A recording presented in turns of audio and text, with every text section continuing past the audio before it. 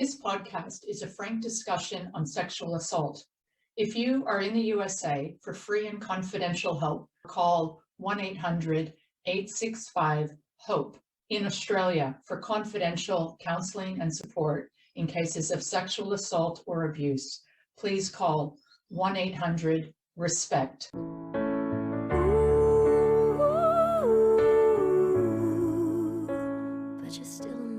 Kris Pedretti was 15 years old when the infamous Golden State Killer broke into her family's home and viciously raped her just before Christmas in 1976. Kris was quoted many years later. She said, "My world was small, predictable, and safe. By the time that night came to an end, my world changed forever. I sang 'Jesus Loves Me' in my head as I waited to die." For over 4 decades, Kris Pedretti lived in a debilitating silence. 44 years later, Kris stood in a Sacramento courtroom facing Joseph James DeAngelo and delivered a soul-stirring victim impact statement with extraordinary courage, bravery, force, and mindful strength.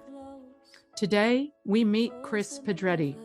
We learn about this remarkable human spirit who has transformed unimaginable pain into power by sharing her voice and story with all of us via her Facebook support group called Sexual Assault Survivors.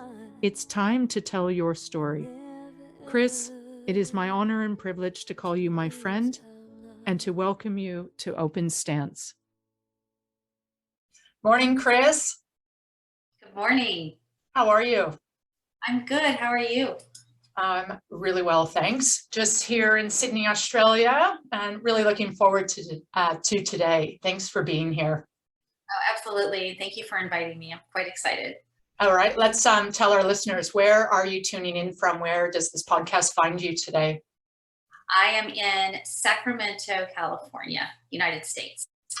Awesome. And Kris, can you just give us a little feeling on how you're feeling today and why it's important that you're here doing this podcast episode today? Yeah, of course. I feel really hopeful and positive for survivors of sexual assault. I know that it's so difficult and the journey seems long, but with every step, I know for myself, I get stronger. And I could not have done that without people that supported me and loved me and was there every step of the way with me. And I just want to offer that to anyone that needs that support and wants to have that hope, because it is definitely achievable to get through this journey and end up in one piece at the end. Yeah. And I just think that a starting point today is going to be a very long period of silence in your life. And that silence has everything to do with where you are today. So are you able to give us a little insight into something I came across in a couple articles since you've been interviewed in the last couple of years? There's a quote, "My rules, you don't talk about this." Can you share with us a little bit about what that is, what that quote from you means, where it came from, and how it led to 42 years of your life of silence? Yes. So the night of the attack, my dad and mom, came home. They were at a Christmas party, and it was quite traumatic. The police were there. Then it was off to the hospital for the rape exam and whatnot. And our family had never been one that was very huggy or "I love you." I don't think I heard that from my parents. I knew they loved me, but it just wasn't who they were. And the next morning we got a lecture of, "You don't talk about this ever to anyone." And he told my sister to call in sick, but don't tell them why. And that was it. We never talked about it. It just was shunned. And even after years and years had passed, I would try to bring it up, and it was just radio silence. So I think it was probably a rape culture on steroids back in the 70s, but you don't talk about this to anybody under any circumstance. And we didn't. Even my sister and I didn't talk about it to each other. And it's crazy to me because this is, you talk about survivors, and such a commonality between stories is living in silence, right? So many times you meet survivors and there's that moment where it's very few people that actually talk about it. Most people live with it for so many years, but that's a secret. A lot of times we keep secrets. I kept a secret, but yours wasn't a secret. Your assault was known to your whole family, but it was more an order of silence that was put upon you, which is something that I've never come across today. So that is something I find is really fascinating, that you would have had to struggle with, not just living, not your choice to hold a secret, Right. but being ordered into silence. And how long did that end up going for, Kris? What was? Well, that went really until 3 weeks before he was caught, just by happenstance. So I, through those years, and I think anyone that has had to keep a secret like this, whether you're ordered to or not, probably you may have felt the same way. You know, you may not talk about it, but you're still isolated. You feel it inside, probably every day. There is something that churns inside of you and you try to escape it. And for me, I tried drugs, I tried alcohol. I had no idea how to have a relationship. So I had a lot of failed relationships, and I had anxiety, but never did I connect that to the assault ever, because I just didn't know. I was young. I was only 15. And so I was, fast forward all the way to like 2017, 2018 early, I was at a work event, and they wanted us to, like, it was a trust exercise, right? So tell your deepest secret to somebody. And of course, I was not going to do that, but it was burning inside of me. Like somebody invited that secret out, and they had no idea what that secret was. They probably were talking about some work thing, or, you know, I don't know, but that's what was burning in my mind. And so afterwards, my supervisor and I, we had a drink in the bar because it was at the, you know, in the hotel. And I told her, and I just was like, wait, the world, nothing has come down on me. The building is still there. The world is still spinning. She's looking a little surprised, but she was very supportive. And that night I went to bed thinking, I told somebody. It was crazy. And then a couple months later, in February, there was a newspaper article with a victim of the East Area rapist, Golden State Killer, in there telling her story. And I was just like in shock, like, wow, like you're not supposed to do that, because this, you don't talk about it, in my mind, wasn't just because my dad told me. It was, that's just not what you do. Like, that's the rule for everybody, you know, because nobody talks about it. And so I wrote to the editor and asked him for her to call me if she would, and she did. And she, unbeknownst to me, there are many books about us. I had no idea I was in a book. And she said, how about if I read you your attack? Which, looking back, I don't think it was that appropriate, but it was like, okay. And she read it to me, and I just was like in shock, because it had been so many years. And I just was astounded, and still am, that there's books that detail every one of our attacks without us even knowing it.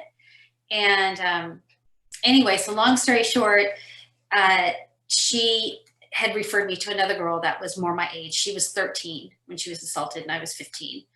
And so her name was Margaret, and she called me and said, hey, wasn't Carol Daly great? She was the investigator, prime investigator of that series. And I said, I don't know her. You know, my attack was in December, right before Christmas, a week before. And so maybe she was on vacation, or I don't know.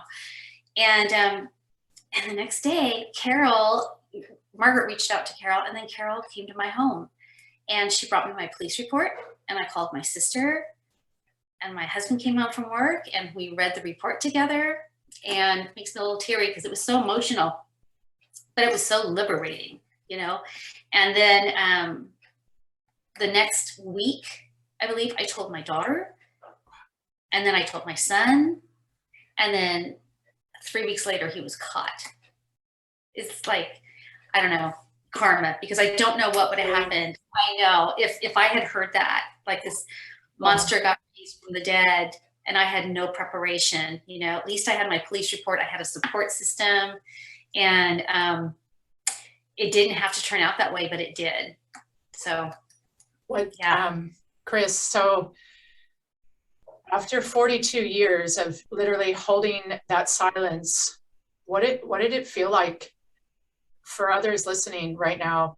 What did it feel like to hear your own voice talking about this beast that was inside you and everything that you were living with, to actually hear your voice say these things out loud for the first time? I think the best word for that is surreal, right? Because I had convinced myself he was dead. I remember wondering, did I make this up?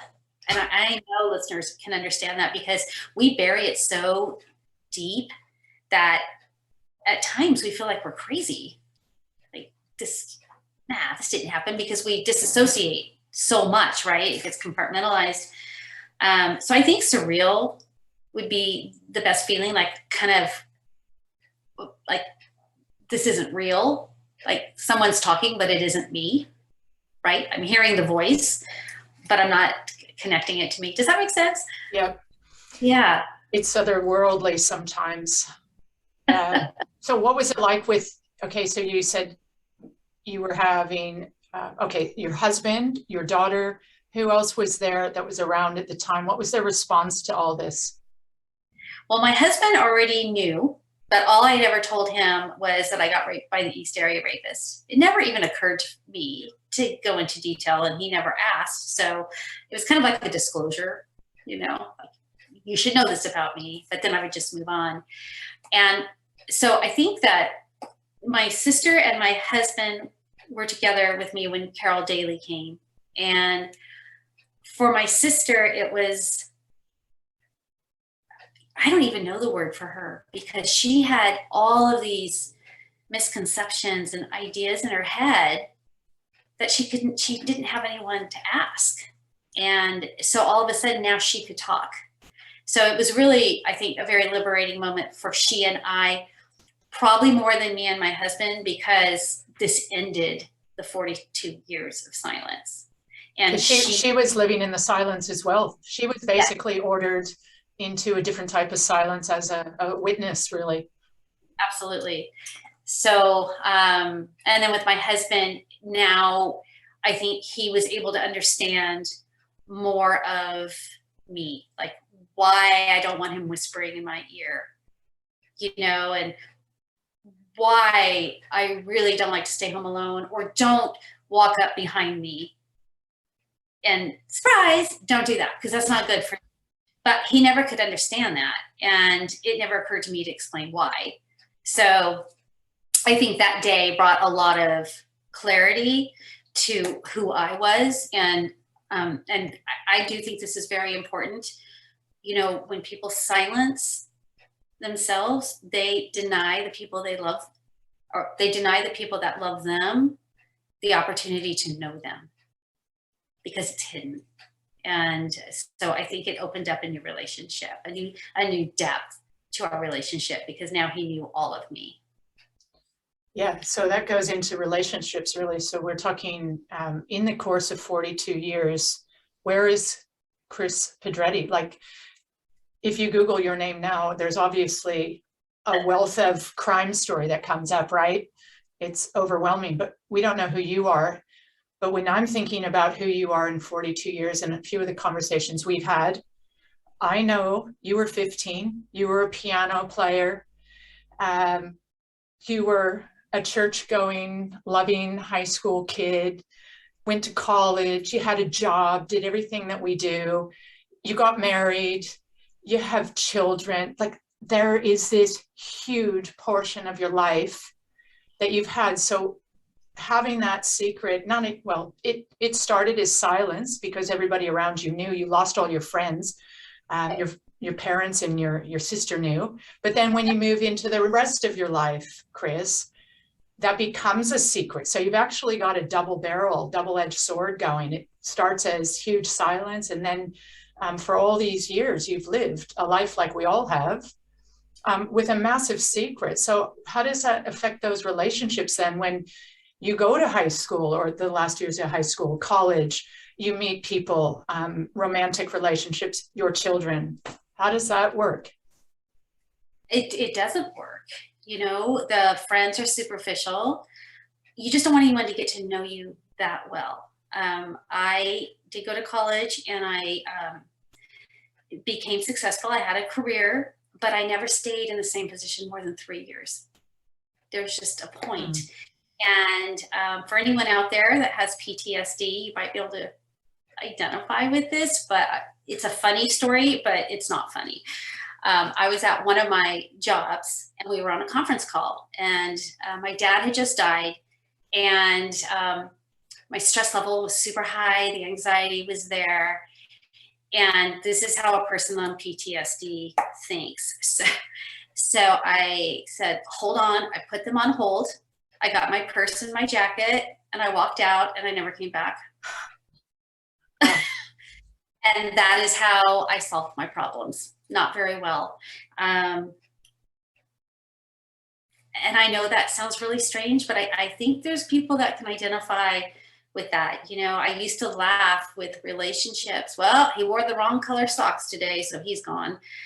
I just didn't have the ability to connect because I didn't have the ability to trust. So, yes, I got married and got married and got married again.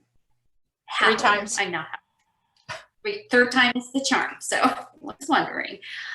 Yes. So in that story you just talked about, you just got up and left your job. That's obviously something that was incredibly instinctive. You didn't plan it. But you did mention your dad had just died. And your dad is the one that had ordered you into silence and changed your life. Again, was that a trigger? And when you're talking about PTSD and not knowing what's going on, was that a massive trigger, his death, which just catapulted into whatever happened at work that day? Probably, but I think it was because my mom had already passed away, and we had to deal with his passing away suddenly and getting him to the hospital and being in the ICU. There was just a lot. I should have taken time off, but you don't do that. It's like, no, I can handle it. I can handle it. This is what I do. And then I broke. So I think the experience, I needed to heal. Whenever there's a death in your family, you need to heal. And I just didn't. I just needed to keep moving. And I think that's another trait that I feel like many people that have been assaulted, we've learned: keep busy, keep busy, keep busy. Don't stop, because you might end up thinking about it. And now I understand. Now I actually know what PTSD is. I had no idea what it was until I was able to get help. And then my life started to make sense. And then, for a while I was really angry because I wasted all those years being so senseless, but I didn't know I was being senseless. I had no idea. And I just thought that's how life was, because I never had support or help to tell me differently. And so, if I had any anger from these 42 years, that would be it, that I didn't get the help. And I wish I would have spoken up. I wish I would have not been such a good daughter. I wish I would have, looked out for myself, and I didn't. Okay. There's 2 major things that are hitting me right now. Let's start the one that I want to come back to very quickly, because this is where you said you just suffered so long, is that you had PTSD, and during all this time you didn't know what it was. So all the reckless behavior and the maladaptive behaviors and everything unhealthy that you were doing in your life, what can you tell survivors today that are probably in the same boat that you were, Kris, where they're going through this and all this stuff is happening, but they also don't know that they have PTSD. What can you point out to them that might highlight right now after listening to this episode? I better go look into this, or I can wake up to this. What's happening? Well, I would say this. First of all, give yourself a hug. Give yourself sympathy, because you're surviving. You're doing what you need to do to survive every day. And every day is new. So it's day by day by day. And, you know, after I went through all that and got the support I needed, she had to remind me, you survived. Give yourself credit, hug yourself. Tell yourself you're a good person. Tell yourself, great job that you got this far. So that's the first thing. There's no fault and there's no blame. We did the best we could do. We do the best we can do. And then secondly, really reconsider keeping that secret, because talking about it, finding someone safe, you can write it in a journal. I paint a shed. I have my Facebook group, which I'm sure we'll talk about, where there's a lot of support. You might have a best friend. You might write music or sing. Like, there's so many ways to express this, to allow it to come out.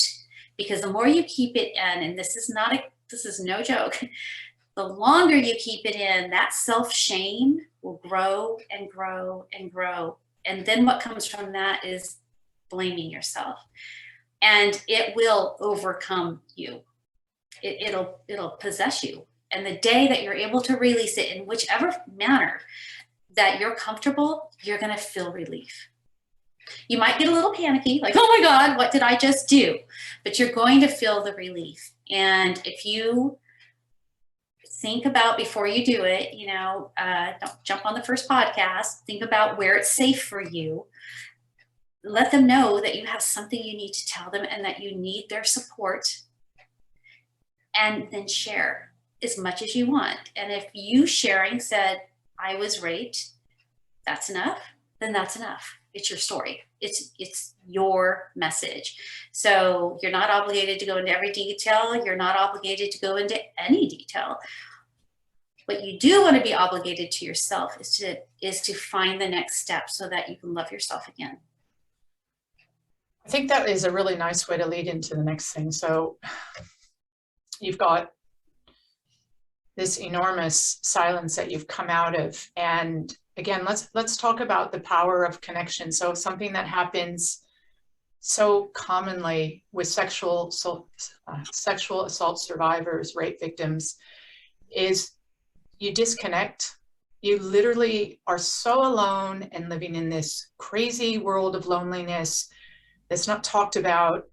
And it's just normal that you disconnect, and you end up living, in some cases, so many years, right? So the power of reconnection, what has that meant to you after releasing this silence and reconnecting to the world again, basically? It has been like freedom. You know, I'm not quite sure how to explain that, like a kite flying, you know, it's all of that I can leave behind. And then guess what? Or it's all gone. And guess what's left behind? It's me, that happy girl. It's me who, to this day, I'm just super optimistic. And I feel like I'm 15 still. Like the joy hasn't left. It just was being burdened. It was being held down, because anyone who has anxiety attacks, or, you know, some people don't want to be in crowds. Some people don't want to walk alone. You know, like, sexual assault is going to leave you with some battle scars, and they might not go away, but when you have support, you don't have to battle them alone. So I think that reconnection has not only brought me back to myself, but has also brought me to the realization for me that I need to pay it forward for all the people that supported me. And right now I'm going to be 60 next week, but it's not too late for me to live. And I am committing the rest of my years to being an advocate and to support others because, you know, I think it's 4 out of 5 women don't even report their assault. And I think it's like 6 out of 10 are raped or attempted to be raped in their lifetime. So imagine if all of these voices, if we could break through and say no and say out loud, this happened to me and it is not my fault. It is my rapist's fault. That's the only one that does rape, is a rapist. Just imagine how loud our voices would be and how our culture could change. We're just so, I think that our culture is drowning in this rape culture, shame, it's your fault. And everybody wants to think that they don't live in that neighborhood, right? So no one talks about it. They put their head in the sand. And you know, and I know, and everyone listening knows it happens in every neighborhood. It happens by doctors and lawyers and presidents and on and on and on. There is no safe. And this is just my belief, is I feel that people put their head in their sand. They don't want to talk about it because once that's released, people are going to understand this world is not safe. But it's not going to get safer by us ignoring it. We need to face it. We need to be brave and say that's enough. And that came to you on the back of releasing your silence. You obviously had a long time where that wasn't part of your life. And now there's another lovely quote that I came across. And you say, my heart wants to open. And it just blew me away because that one hits me. Here you are, and you've got all this inside you, and yet, you know, your soul's screaming out, my heart wants to open. When did you say that, and what does that mean to you? I'm actually not quite sure when I said that. I probably said it several times. But yeah, you know, all of our hearts wants to open. We want to be happy and to be light and to be able to love and to be able to trust and to see the world in this positive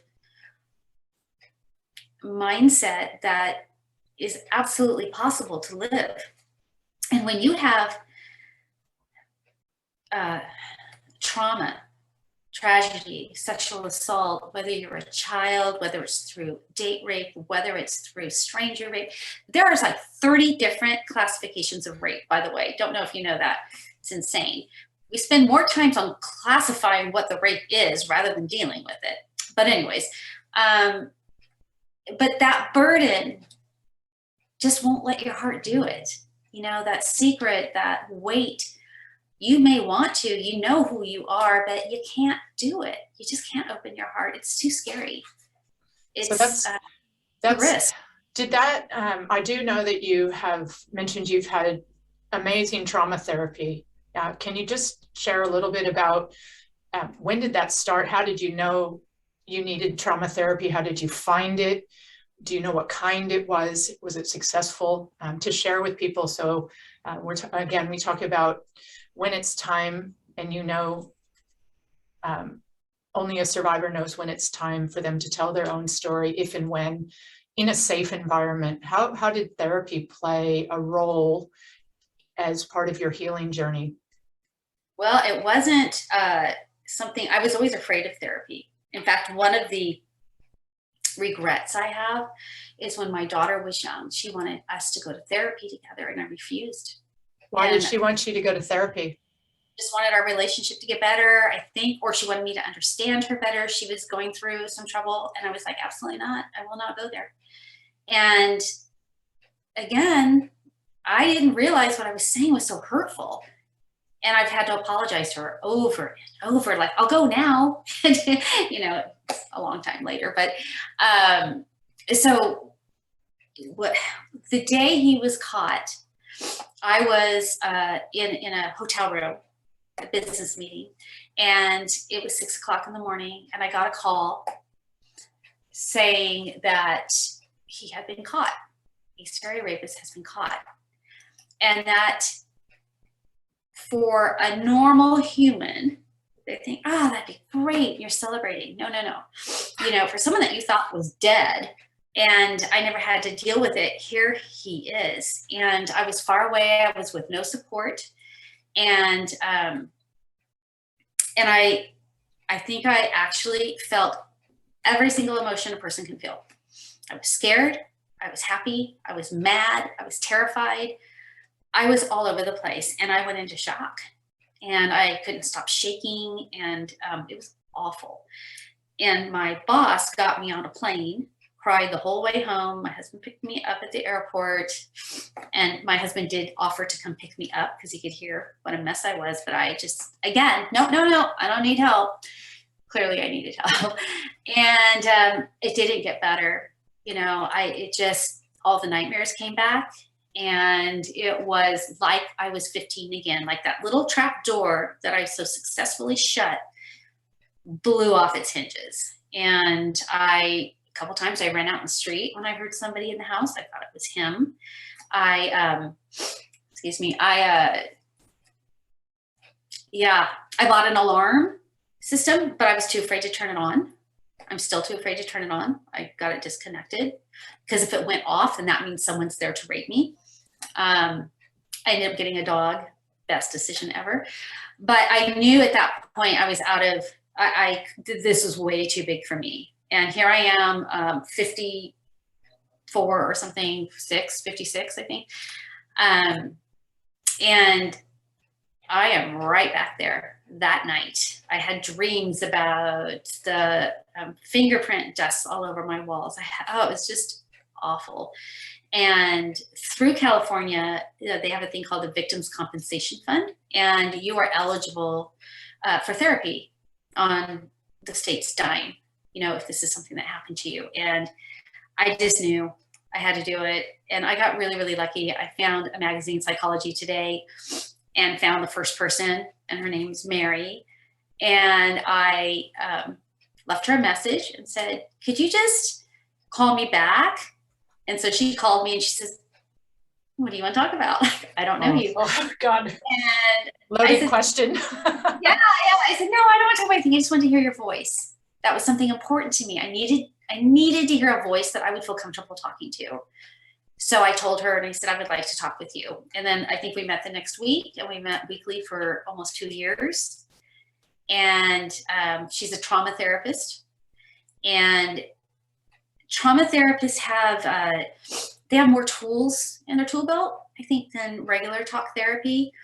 So not once, not even one time has Mary asked me to repeat my story, because that's not what the trauma is about. The trauma is about what's happening to me. And so if I come in and say, oh my God, I just had this horrible nightmare, she said, let's talk about that.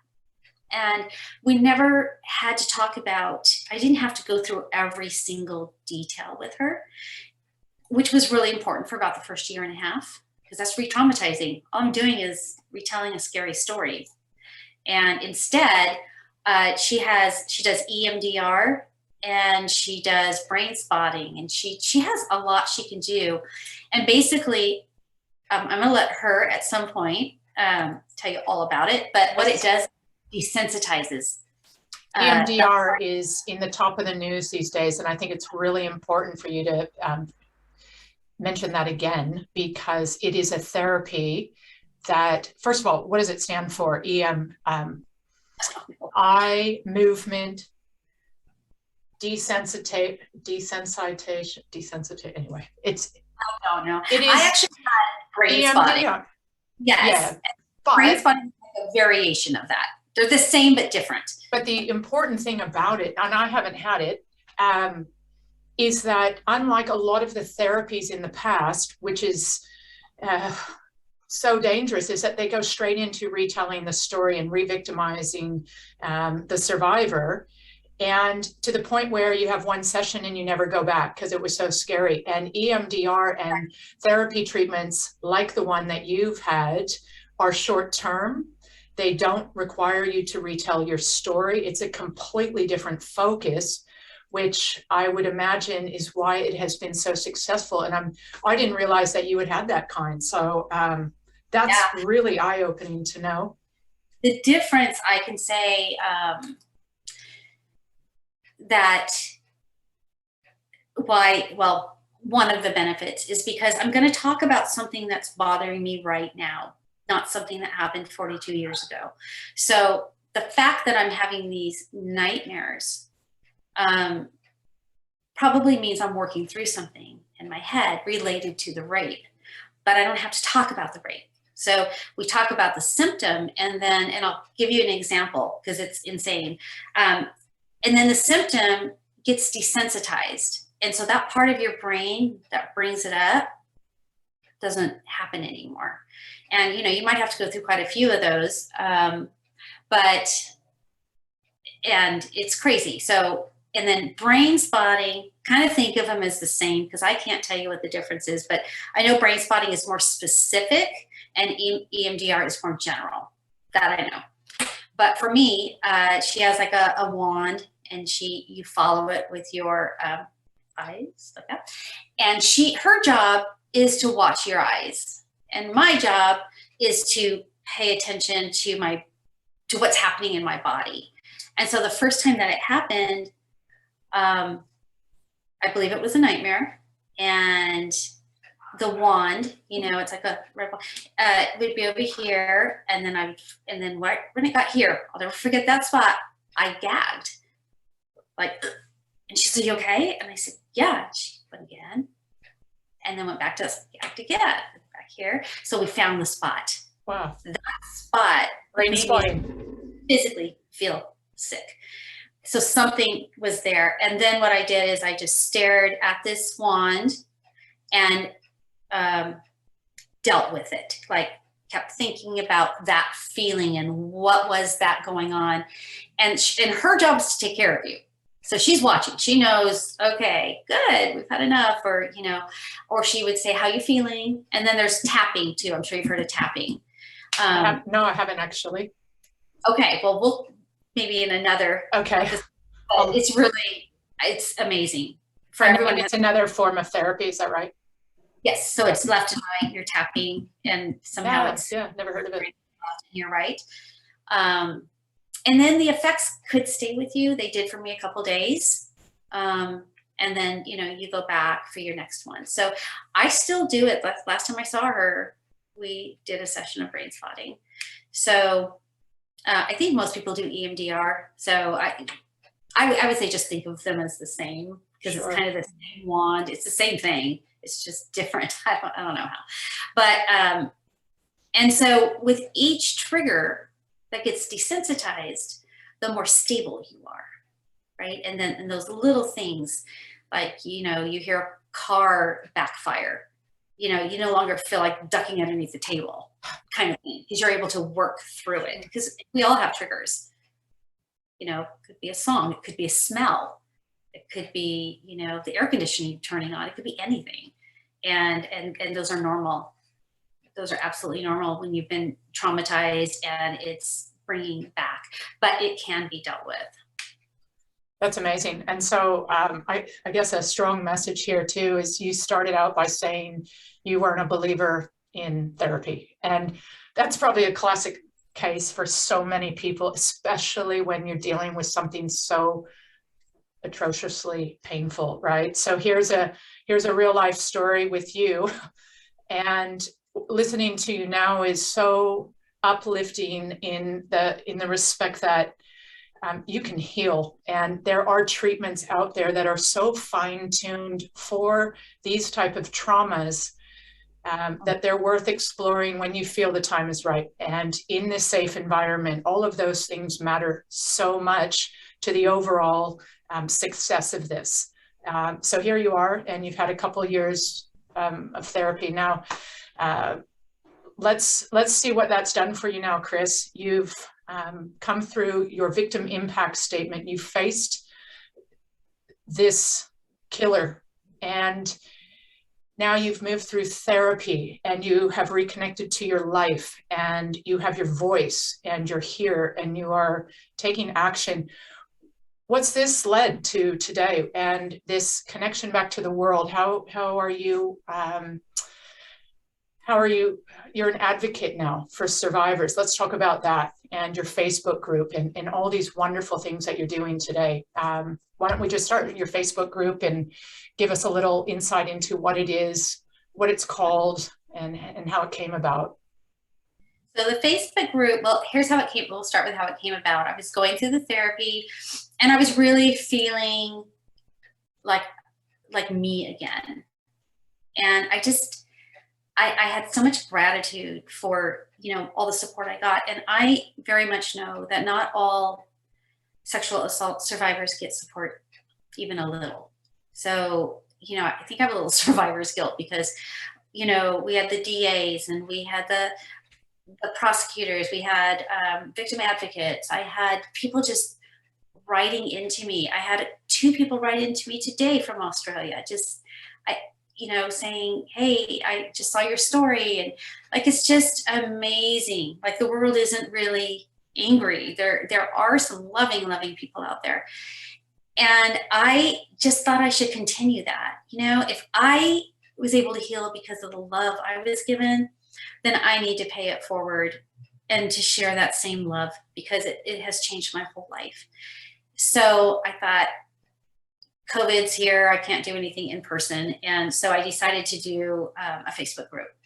And it took courage. I thought, how is anyone going to find me? Right? It's not like I have a commercial out there. And how are they going to do it? And what if only one person signs up?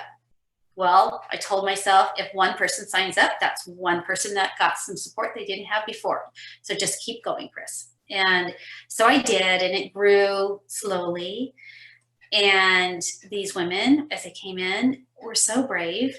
And I'm going to say 99% of them had kept it in for so many years. And they didn't feel safe letting that secret out because they felt they might be ostracized. They might not be believed.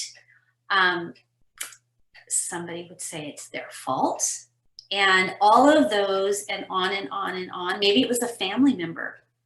Can't out their family member. Maybe it was, molestation or incest. So all of these different reasons they had to hold it in. And when they realized that they could share and there would be this rush of love come in, it made a difference. And I could see their light shining and them starting to write to other people and giving them support. So what's the best gift, right? When you need support, what's the best gift you can give back is support to somebody else. And we just keep going. So I think right now we have about 609 people and would love for it to grow. There is nobody in this group that is judgmental. And trust me, if this group and if you join, if something rubs you wrong, you tell me right away and we get on it and I will figure it out. And if it's not good, then they go away. If it's a misunderstanding, I will help with that. But everyone is safe and everybody matters. So what is tell everybody then what the name of your Facebook group is and how you join and who it's open to. So it's called, it's a long name, Sexual Assault Survivors. It's time to tell your story. And what was it? I'm sorry. Who is it open to? How do we find you? Okay, Facebook. We obviously find you on Facebook. It's a private group. That's correct. So if somebody goes in and searches survivors, it's time to tell your story. Sexual assault survivors, it's time to tell your story. That's long, sorry. And what are they going to have to do? They have to join and you have to approve them. But is it just for survivors? Is it just for women? Is it for families of survivors? Anybody. Anybody. And thank you for saying families of survivors, because families of survivors, once they find out, they need help. They need support. They wonder, where were they? Why weren't they to help you?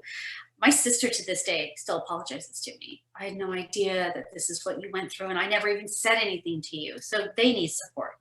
And it's open to anybody, men or women. Men get raped too. More than 6. Yep. And, you know, it's probably even a bigger secret for them because they're taught to be tough and manly. And they are tough and manly even if they get raped. But that just doesn't go along with what our culture says. But we do have men in there. And it's private in the sense that nobody can just hop on, you know, your nearby pervert can't just hop on and hear stories or whatnot. You do have to answer some questions.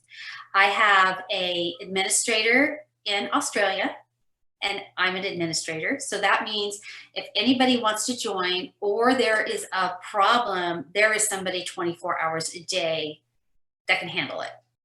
Like we're good. We switch, you know, our time zones and it works. I feel good going to sleep at night because I know there's somebody else's eyes on the group. It's very personal to me. And so that's all you have to do is, I think there's 3 questions. And the questions are, you know, are you a survivor or a supporter? Are you over 18? And I literally have forgotten the next one, but they're very simple. Pretty straightforward. Don't tell me your life. That's not what it is. I don't want anyone under 18 because I don't want anyone to have to be censored in the group. And I also don't want to harm a 15-year-old, you know, like maybe this support group wouldn't be perfect for a young child. Sure. And this is entirely a support group. So talk real quickly about, obviously a survivor is given the platform in the space, a safe space to connect and be supported. And whether or not they speak up on the page, just to be anonymous even, is such an incredible connection that survivors typically go their whole lives without. So that's strong in itself. But that the whole side of the survivors' families, or if you have a loved one in your life, that's not the survivor, but how do they learn to cope with this person who's gone through these traumas? And is it a good place for them to learn about how to support a survivor? Yes. And I did watch your podcast with your brother. And when you guys talked about the day he found out at your favorite restaurant, and you know, you were very fortunate that you had such a supportive family member to be there for you, and you knew he was supportive, so you felt safe telling him. But not all supporters know what to do. Supporters many times can give off the wrong impression. Like they get uncomfortable or they say, oh my God. And then, you know, one of the gals in our group, we were talking about what can you say? And her answer, it's just funny. It's, you know, don't worry, it's not contagious. Because they look so shocked and they back up and they're like, oh my God. And that's then they never talk about it again. Ever. And you're like, oh, okay. That's why she says it's not contagious. It's okay. We can talk about this because they don't know what to do, you know, and so I think to be fair, no one has ever educated people on how to support a survivor of trauma. So it's not their fault. They're not equipped with the language or the skills. So I find it fascinating that in effect, you're doing this and helping people because we need help on how to handle this. And we want supporters to be there because if you have a group of survivors only, right? We're still keeping it a secret. Sure. We still don't want the outside world to know. But if very good point. In, and now they're learning and they're supporting, the next time they hear a stupid rape joke, they can say, not appropriate. Yep. Don't appreciate that at all. Do you know that, you know, 5 out of 10 women, you know, if they have the ammunition, we can start calling people on it. And it's not just us. There are plenty of people out there that want to support. They just get scared. They don't want to damage us further. So this is a really special invitation then. And I can see, just if you're a survivor and you join this group and you have loved ones in your life and you don't know where that next step lies, this would be an amazing starting point to invite that close relative, family member, or friend or partner, whatever it is, to this group so that you have something to share where you're actually not having to have conversation between yourselves, but you're drawing from a group like this that has so much diversity in gender and in relationship to trauma, that you can start getting comfortable. It becomes more normal, and you get a real tangible feel for what's happening on both sides. And it's also, as a survivor myself, I have no idea what it's like to be the parent of me, or the sister or brother of me, or my husband. I don't know what that feels like because I'm the survivor. So this is a really dynamic relationship in a positive light. That's education and help to open those doors that never get opened and elicit conversations that potentially never happen. And it's just a really great starting point, a stepping stone. Yeah, in this group, we talked about all the diversity. We have people primarily from the United States, but we have people from Australia and Canada, United Kingdom. And then we have, fours and fives in different China, in different areas. But it's diverse, not just in who we are, but our cultures. Sure. As well. And there's another point to this whole thing. So sexual assault does not discriminate. It's men, women, and children, and it's in every country of the world. So there's that common denominator. So long as there's Facebook in your region or in your country, you have access to a group like this that in so many respects, Kris, is life changing and life saving, because without this kind of support, people can walk alone for a lot of years, and those bad behaviors and the coping mechanisms that we talk about that are ruthless and dangerous potentially are fatal in so many cases. So this is so much more. When people hear about a support group, I get really passionate about it, because support is such a limited word. Of course it's support, but it's so much more than that. Can I tell? Yeah, go ahead. There's no words for it, really. It's a little depressing story, but it's also very uplifting at the same time. So, during the COVID break for us, it lasted a whole 3 months, but and so I had get-togethers that were face-to-face, and we'd have brunch and we'd have key speakers, because we'd already connected online, but it was important that we could, they came in as strangers or maybe acquaintances, but they left as family. And there was one lady, her name was Luana, and she had been raped, and she just had so much shame. She could not tell her story. And so one day she called me and she said, "Can I come over? I think I'm ready." And so I said, yeah, come on over. And got a nice place outside where, nobody would hear us. And she told me her story. And she felt better. She said, "Can I just stay here for a little while and just enjoy, the tree and the birds?" I said, yeah, I'm going to go on inside, but you stay as long as you want. Well, 2 months later, or 1 month later, Luana got very ill, and she had heart failure, and she died. And as sad as that was, I felt so uplifted for her, because she did not have to take that secret with her. It wasn't Excuse me. anymore. She got it out, and she was able, even if it was just for a little while, she was able to hear someone say, "This was not your fault." Wow. And so anyways, and did that story lead again, for our listeners that don't know, the next part of your Facebook group, you actually hold monthly meetings at your home and gatherings. I'm not sure what you call them. Let us know. It's something, a brunch. Okay, tell us, what do you do once a month at your home as part of this Facebook group? Well, right now I've had to pause because COVID variant and the health of these people are far more important to me than risking their health because of COVID. We just don't know. So, but what we did and what we will do as soon as we can is I hold a brunch, and about 35 people come. At your home? At my home. Yes. It's a large home. It's a large backyard, so social distancing is there.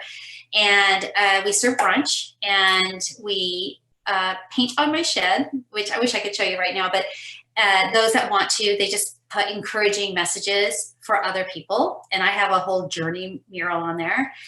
And that kind of serves as a warming up spot, you know, to get to know each other. And then we have a speaker. So we had Anne-Marie Schubert, who is our district attorney here in Sacramento. We had Carol Daly speak about what it was like to be an investigator of women's crimes and then go home, bring that home with her. We had the police department come out to talk about how they handle rape cases now, very different than before. The victim actually has control. If the victim says, I don't want this part of the rape kit, then they won't do that part. Like, it's under her, you know, the thing that's taken from us is control, right? All over the place. And so they give it back. They have a soft interview room with couches and soft lights and just much more victim friendly. And then we were going to have Mary, the trauma therapist. She was speaking at our next one, but I canceled it because she was a little nervous about COVID. So I'm hoping she can visit. So she's going to come on with us and we'll do it here. Yeah. Absolutely. And we'll talk all about EMDR and all of that. Love it. And then we just, then there's a time for anyone who is ready to tell their story to take the mic and tell their story. And I think we had maybe 8 or 9, but that's 8 or 9 more people than that would have ever said it publicly before. And they got support and hugs and gratitude for sharing because they inspired the next person. It's just like coming home from, you know, Disneyland. Like, you had such a great day. You know, sometimes I would just sit there and have a glass of wine and just. It's something incredible to watch the cycle get broken. And this is what we go back to. One person telling their story, it's that trickle on effect where you have no idea what your voice is going to do or how it's going to impact somebody else in this life. There'll be people listening to you today that you're never going to meet, you're never going to hear from, but your story and your voice today is it's going to have an impact on somebody and change a life, and that's going to change another life, and so on and so on. So when you're in your backyard and you actually have that tangible physical encounter with humans, this is a human story. These are human issues. We're people, and you get to see that happen, and you've been a catalyst for that. I can't imagine how fulfilling that would feel to know what you've come through. And this ties into something, again, I believe so passionately about, is how creating meaning out of something horrible is such an important part of our healing process and our recovery process. And how we do that and when we do that is a different journey for every single one of us. But what you're doing in your backyard is you've created meaning for yourself in your healing and your recovery process. And as a byproduct, you are doing the same and opening a platform for other people to create meaning and carry that on in their lives and so forth. So it's quite a trickle-on effect. Yeah, I feel like my dream would be for replicate these kind of backyard get-togethers in different areas of the nation or different countries. I do want to say that before I forget, if anyone who is listening would like to check out the group, you can find me on Facebook, Kris Pedretti, and just let me know, hey, I saw you on here and I want you to know, because I want to get to know you. Like, it's personal, right? And whenever anyone ever messages me on the Facebook, I will always answer. I promise you, it'll never go ignored. There was a time when there was some support out there and they said, yeah, just write me anytime. And I did, and they never answered me. And I felt more alone. You know, it's like, sure, you're someone I can't trust. So I promise you I won't do that. And I have a lot of new friends because of that direct outreach. Kris, before I go to the next thing, in terms of your Facebook group, when I put this episode up, I will have all your information for listeners as well. And I'll have the image of your shed. We'll make sure that people can find you. And even if they need to reference, if they forget some reason and they reference Open Stance or Tracy or whatever, so that you have that connection. But we'll make sure everybody can find you through this platform as well. But what you just said leads me to what might bring us to a nice wrap up today is all the nice friends that you found. Now, I've listened to your impact statement that's available on YouTube, your 11 minutes of you pouring out 42 years since your assault and your attack. And one of the things you loaded up, there's so much in there, but the one thing that really hit me in the middle of it that you lost in all of this were friends. You were 15, your friends fell away, you had to move. And through the course of your life, I heard quite clearly that you had a hard time with friends, making friends, and maybe didn't have so many friends. So on a high note, how has this group and how has this place in your life opened up friendships that may have been missing for your whole life? It is such a gift. And I do have a lot of people that care about me, and I care a lot about them. And one of the gals, she actually is a Golden State Killer victim herself. Of course, we didn't know each other. We met through this journey. And for the first time, a month and a half ago, we actually went up to her cabin together, like real friends. And this is going to sound funny, and it is funny, but we're like, we're not rape friends. We're friends. We're real friends. Yeah. And I know that sounds crazy, but many victims and survivors, they don't make those connections that deep. And so now it's kind of a thing. You know, you're not my rape friend. You're my friend. You graduated. You graduated, yeah. And you opened my heart, and I'm letting you in. And I feel like that is true with so many of the people in the group, even people I haven't met. You know, I talk to people from Australia often, and I consider them some of my good friends. I wish you guys would lift your travel ban, so we could see each other. But you know, the bond and the empathy and the love and the support, like, you don't need to know each other face to face. It's great if you do, but it's not necessary in order to form a really strong bond, because it's trust, and the trust is what most of us have lost. And being able to get that back little by little is really a great feeling. Amazing. Yeah. Well, I think that's such a high note to end on today. You've been incredibly personal and forthcoming, and your experience is just something that's going to open a lot of doors for people listening that may be in similar situations. And I'm very, very grateful that you've trusted me with your story and things that are so personal. So thanks for being here today, and thanks for sharing on behalf of everybody else that needs to hear what you have to say. And I feel very fortunate because you're my friend now, and I am so grateful that I've made your friendship through this. Something meaningful has come. I can't even tell you how thankful I am for giving me this opportunity, because you know, we're talking about a really crappy subject, and I am on okay, so that, you know, that experience doesn't have to be forever.